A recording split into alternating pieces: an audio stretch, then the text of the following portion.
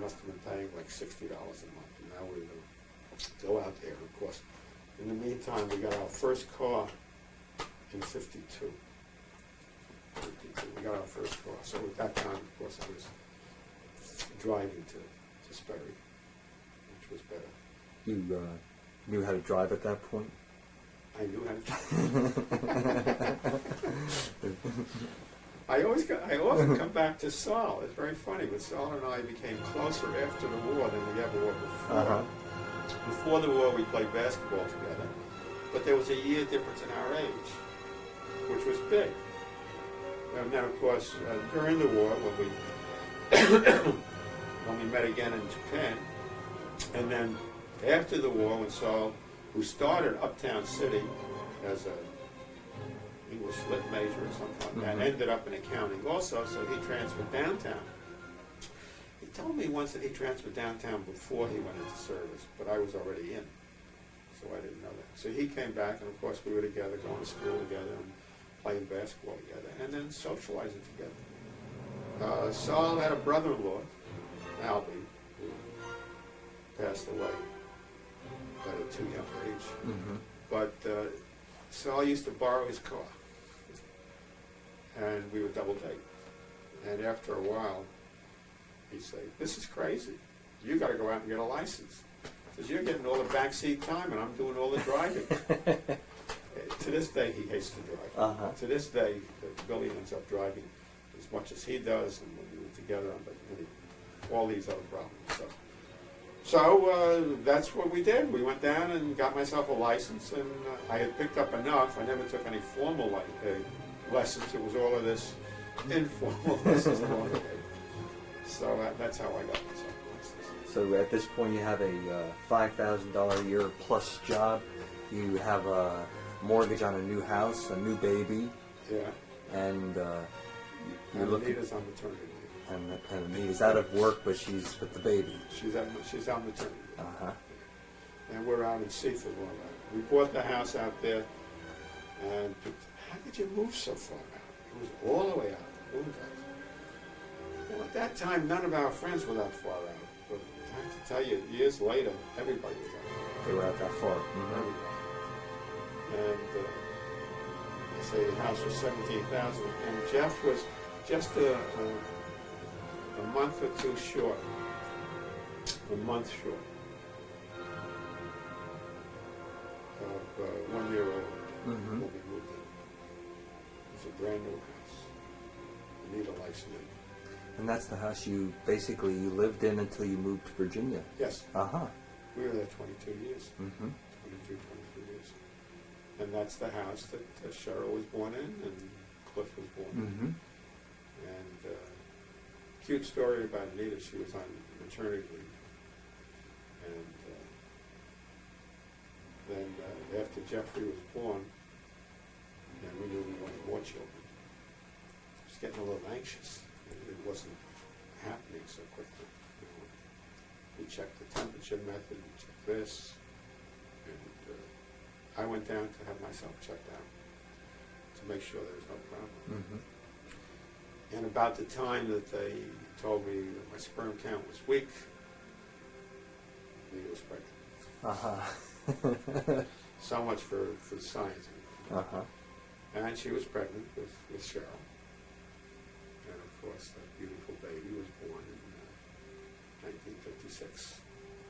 We were in the house about 2 years at the time. How were your promotions, or how was your movement within the company of Sperry between that time of 53 and 56? The movement was very good because it was a successful thing. I started out, as I said, in this Class 2 status. And one of the things that helped me is as we approached 1956, Sperry went in for a big expansion. And they started to divisionalize. All through my career, it was a matter of divisionalizing and centralizing. Divisionalizing and centralizing. As soon as you divisionalize, you needed more jobs. And one of the things that happened is my boss was assigned to one of the divisions, and that made for a promotion for me. So I eventually became, not eventually, in 1956, I became a supervisor, cost control supervisor, with all of the inherent benefits. And the benefits were there. With the divisionalization, this is something. This is a lesson to people. Sometimes they have to speak up. I found out that I had developed a very good reputation for budgeting. Budgeting and budget control is what they call it. Setting up the budgets and following up to make sure people came in under the budgets. Mm-hmm. But I was also what we call cost control, which might be better called contract cost controls in there. And I was quite good at it, and that's why they recognized me where they were, but somebody over here said, hey, and he was responsible for making the new assignments in this big divisionalization. He was the overall controller of this very operation. And I knew that I was going to go to work with this Gene Sullivan in one of the new divisions, and rumors had it. Rumors are very funny. Sometimes you have to pay attention to them. But I was going to be the budget supervisor of this. And I made an appointment to go see Gene. And he's a nice guy. One of my favorite people there. And very kind. And I said to him, look, I heard a rumor that I'm slated to be your budget supervisor. And he sort of smiled, pretty much went out. I said, I just want to let you know, I do that job for the overall company with my left hand. I said, I want to be cost control supervisor. Because right now, as cost control supervisor, I'm doing both cost controls and budgets for the whole company. Mm-hmm. And now you're taking a part of it, and you're going to make me Half. So he said, yeah, he says, I wondered about that. Well, to make a long story short, it was a very successful interview. Not only did they let me keep my cost control job, he made me cost control superintendent, which was a level above. And as such, not only did I have the cost control and budgets, but I now had the whole estimating department under me. Very nice. Very nice. Can you imagine me as an estimating supervisor, putting together things? But it was an administrative kind of thing. The only thing is, if I'm rambling some off the subject, you recognize where we're going, because sometimes I don't know where we're going. But this presented another problem. At this time, I was now a cost control superintendent, and I was 32 years old. The estimating supervisor, who was now going to work for me, was like 60. Oh. And competent. Yes, But of course, yes. is not broad enough to be more than estimating supervisor. His name was Joe Van Putt. And he and I were like on a level before this happened, because the estimating and the cost control reported to cost control superintendent. Cost control superintendent went someplace else, and they gave me that job. And they also gave me, not price, they gave me this, you know. So, a couple of things happened. First thing I found out that Van was very unhappy that he was going to work for this kid. Yes. This kid. How could they do this to him? You know, all this kind of thing. And finally, he lets it be known to my boss's boss that he doesn't like the setup. So I called him into the office and I said, look, Dan, I said, do you don't want to work for me? And he said, no, I have nothing against you, but it affects your kid. He didn't say, I'm old enough to be your father. You don't have the experience. How can you supervise me? He said, look, I have a great amount of respect for you and all this other kind of thing, but if you don't want to work for me, that's fine. I'll see that you get transferred someplace else. I said, where would you like to go? And he said, well, you know, and I arranged for him to be transferred. And he said, who are you going to make supervisor if I go? And I said, well, I guess I'll make Walter Bailey, this guy's name. And he says, he's not qualified. And I said, well, what do you want me to do? I mean, if you're going to leave, I got to take the best there. Is there somebody better than he is? Oh, no, you know, it was this kind of thing. So after I arranged for his transfer, he backed off and came back. Decided to stay. He decided to stay. Mm-hmm. So he did. And it all worked out well. It was really a matter of, I think I handled it well. Yeah, you were starting. Battle. I said, if you want it, go. Don't want it, fine. It sounds like you were confident. You think about in the 10 years since you came back from the war, you went through college, through relationships, It marriage, sort of and comes, yeah, but it's something, I think it's a certain amount of having confidence, you say. So it ended up with Van, he worked for me. Mm-hmm. He was making more money than I was. Which is a very nice position to be in, because now you know that. But he was making $200 a month more than I was. All right? So I knew, that's great. Every time they look at me, they're going to say they're going to move me up real quick. And it worked that way, because I started to get bigger increases to catch up with the guy who was working for me. But one of the things I didn't know is that they had a bonus system, a year-end earned bonus system, that was available to people who made a certain amount of money. The figure was $9,000. Still talking back in '56. Okay. And Van was over 9, and I wasn't. So I wasn't eligible for the bonus, and he was. So the first year that happened, Gene Sullivan, my boss, gave the bonus directly to Van without going through me. And I found out of it. And I asked Gene, I said, why did you do that? He says, well, I didn't want you to feel bad. I knew that you weren't getting one. I said, but with you giving it to him, you're now telling him that he's making more than I am, and he's getting a bonus and I'm not. And that doesn't make you look good. I guess he acknowledged that. I said, well, in the future then, you've got to let me give it to him. Even if I'm not getting one, I understand that. Mm-hmm. So the next year, that's what happened. I still didn't get it. The year after that, I got into the bonus set because of the way this whole thing worked.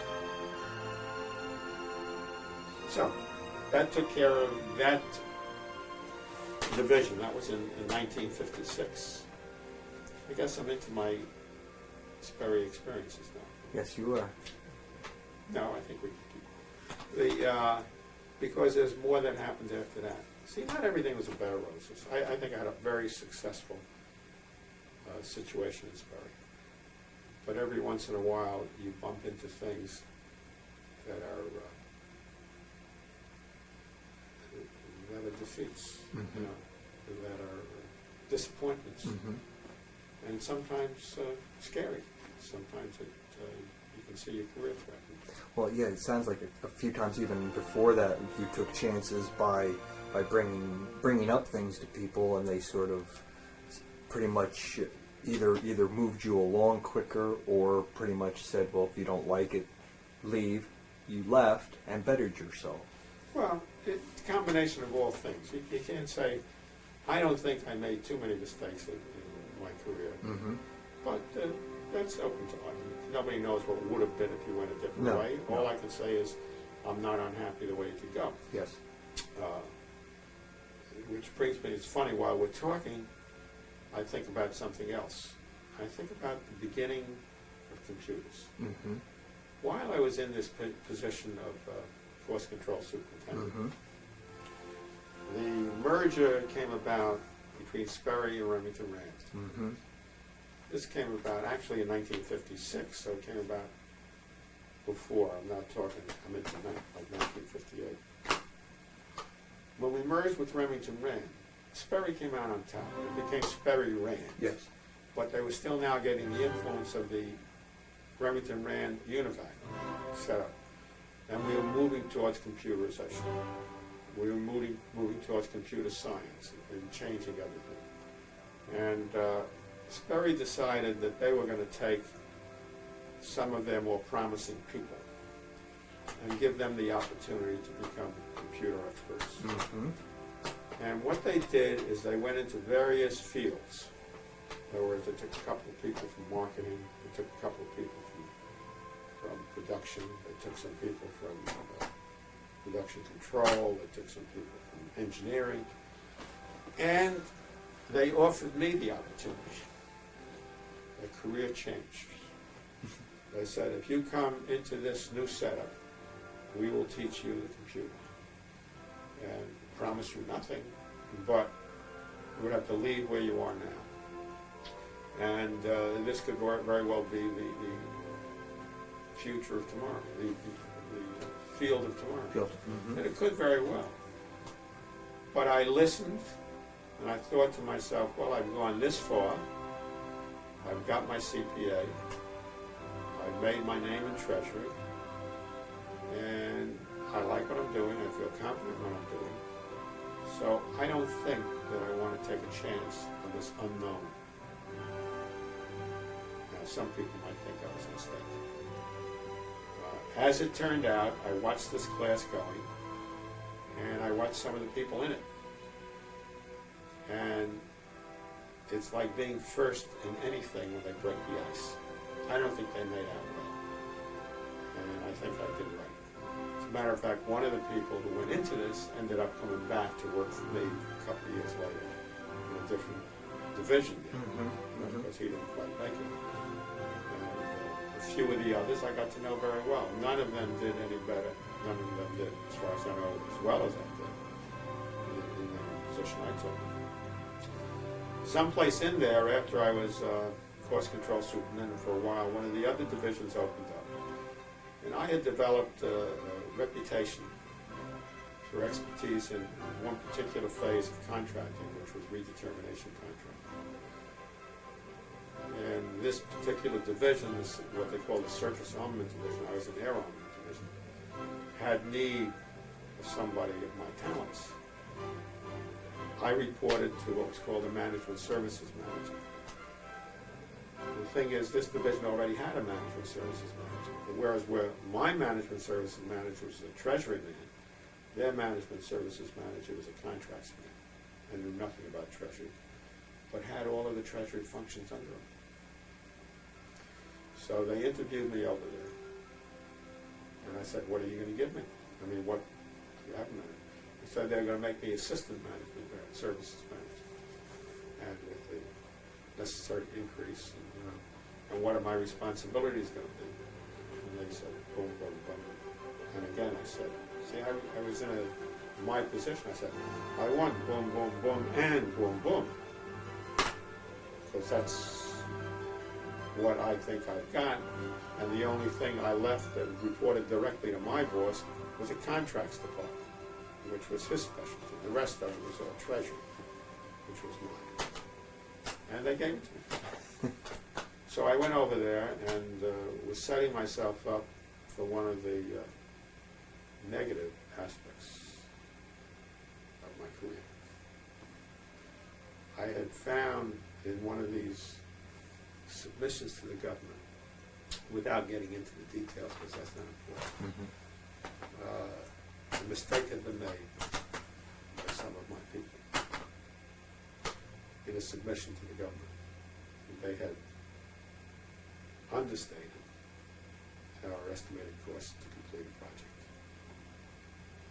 Pretty dramatic. And as soon as I spotted it, I owned up to it. And all hell broke loose.